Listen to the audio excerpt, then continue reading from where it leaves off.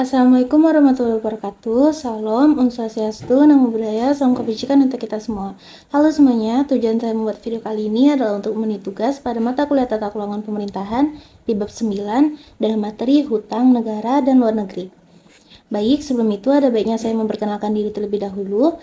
Perkenalkan, nama saya Alvanisa Putri Setiawan dengan NIM B1B12237 berasal dari Prodi Ilmu Pemerintahan Fakultas Hukum yang mengontrak mata kuliah ini pada hari Rabu di jam 14.30 sampai 16.10 dengan dosen pengampu Dr. Widme Kaputra SE/MSI.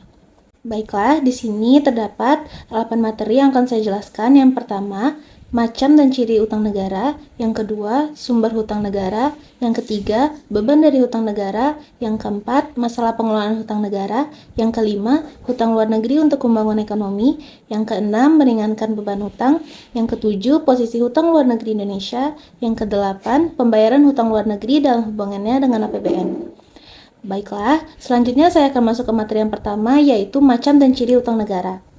Hutang negara merujuk pada jumlah uang yang dipinjam oleh pemerintah suatu negara dari lembaga keuangan atau individu untuk membiayai pengeluaran pemerintah yang melebihi pendapatannya. Macam-macam hutang negara dapat mencakup hutang dalam bentuk obligasi, pinjaman dari lembaga keuangan internasional seperti Dana Moneter Internasional atau IMF atau Bank Dunia, serta pinjaman bilateral dari negara lain. Ciri-ciri hutang negara meliputi yang pertama, besar dan jumlah.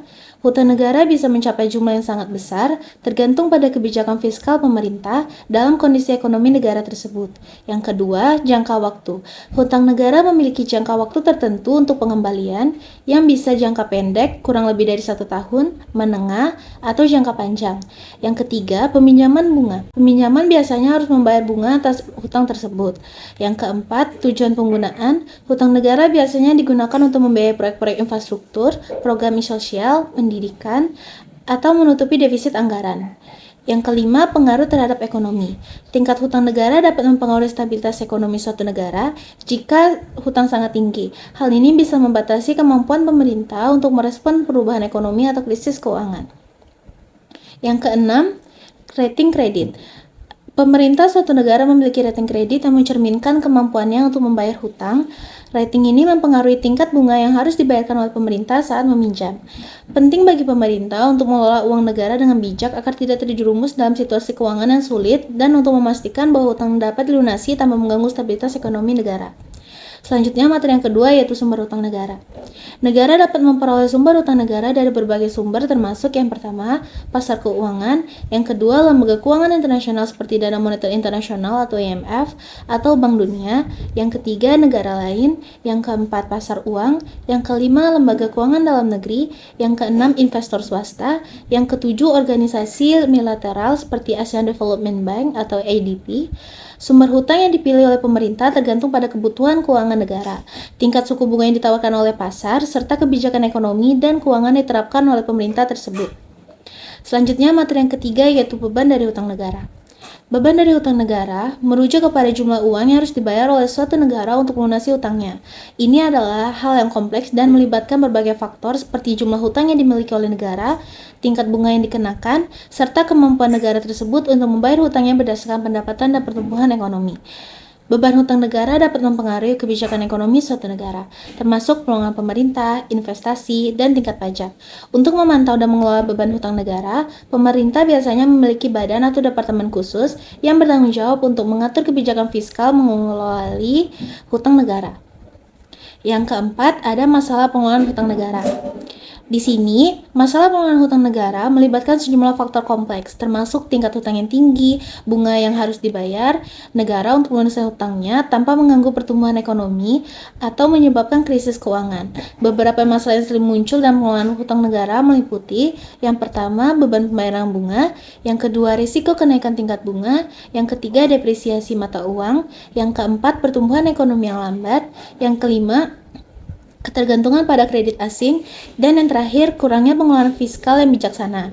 Untuk mengatasi masalah-masalah ini, pemerintah perlu mengadopsi kebijakan fiskal yang bijaksana, meningkatkan transparansi dalam pengelolaan keamanan publik, mengurangi tingkat korupsi, dan mengembangkan strategi untuk mengelola hutang negara dengan efisien dan berkelanjutan. Selanjutnya, ada hutang luar negeri untuk pembangunan ekonomi. Hutang luar negeri dapat menjadi sumber dana yang penting untuk pembangunan ekonomi suatu negara. Penggunaan hutang luar negeri untuk pembangunan ekonomi biasanya melibatkan investasi dalam proyek-proyek infrastruktur, pendidikan, kesehatan, dan sektor-sektor lainnya yang dapat meningkatkan pertumbuhan ekonomi jangka panjang. Namun, penting bagi negara untuk mengelola hutang luar negeri dengan bijaksana. Berikut adalah beberapa pertimbangan yang penting. Yang pertama, investasi yang produktif. Yang kedua, evaluasi risiko dan kemampuan bayar. Yang ketiga, transparansi dan akuntabilitas. Yang keempat, peningkatan pendapatan dan pengurangan ketergantungan. Dan yang terakhir, diversifikasi sumber dana. Penting bagi pemerintah untuk mengelola hutang luar negeri dengan cermat dan berencana, dengan memastikan bahwa setiap hutang yang diambil membawa manfaat jangka panjang bagi pertumbuhan ekonomi dan kesejahteraan masyarakat. Material selanjutnya yaitu yang keenam, yaitu meringankan beban hutang. Meringankan beban hutang negara Indonesia melibatkan serangkaian langkah yang bijaksana dan berencana.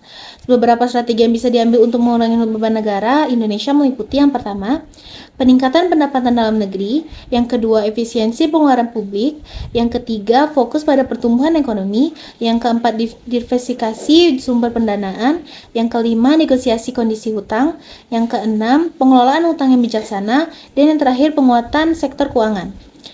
Penanganan bau hutang negara adalah tugas kompleks yang memerlukan kerjasama atau pemerintah, sektor swasta, dan masyarakat. Rencana yang bijaksana dan berkelanjutan akan membantu mengurangi beban hutang sambil mempromosikan pertumbuhan ekonomi yang berkelanjutan dan pembangunan jangka panjang. Yang ketujuh, posisi hutang luar negeri Indonesia. Hutang luar negeri Indonesia pada Agustus 2023 turun dibandingkan dengan bulan sebelumnya. Posisi hutang luar negeri Indonesia pada akhir Agustus 2023 tercatat sebesar 395,1 miliar dolar AS, turun dibandingkan dengan posisi ULN akhir Juli 2023 yang mencapai 397,1 miliar dolar AS. Posisi penurunan ULN ini bersumber dari ULN sektor publik dan swasta. Dengan perkembangan tersebut, ULN Indonesia secara tahunan mengalami kontraksi pertumbuhan sebesar 0,8%, lebih dalam dibandingkan dengan kontraksi pada bulan sebelumnya yang mencapai 0,7%. Selanjutnya, materi yang terakhir yaitu pembayaran hutang luar negeri dalam hubungannya dengan APBN. Pembayaran hutang luar negeri dapat memiliki dampak yang signifikan pada anggaran pendapatan dan belanja negara atau APBN. APBN adalah rencana keuangan pemerintah yang mencakup penerimaan dan pengeluaran negara dalam satu tahun anggaran. Ketika suatu negara harus membayar hutang luar negeri, pemerintah perlu mengalokasikan dana dari APBN untuk melunasi hutang tersebut. Pembayaran hutang luar negeri biasanya memerlukan konversi mata uang negara tersebut ke mata uang asing yang dapat mempengaruhi nilai tukar mata uang domestik. Fluktuasi nilai tukar ini dapat mempengaruhi daya beli masyarakat dan inflasi dalam negeri. Pemerintah harus memastikan bahwa pembayaran hutang luar negeri ini terdistribusi secara efisien dalam APBN untuk menghindari ketidakseimbangan anggaran dan mempertahankan stabilitas ekonomi. Dalam beberapa kasus, negara-negara mungkin perlu mencari bantuan untuk merestrukturisasi hutang untuk mengelola pembayaran hutang luar negeri, maka mereka dengan lebih baik tanpa mengganggu stabilitas ekonomi tersebut. Baik, sampai situ saja penjelasan saya di bab 9 ini. Kurang dan lebihnya saya mohon maaf. Terima kasih sudah mendengarkan.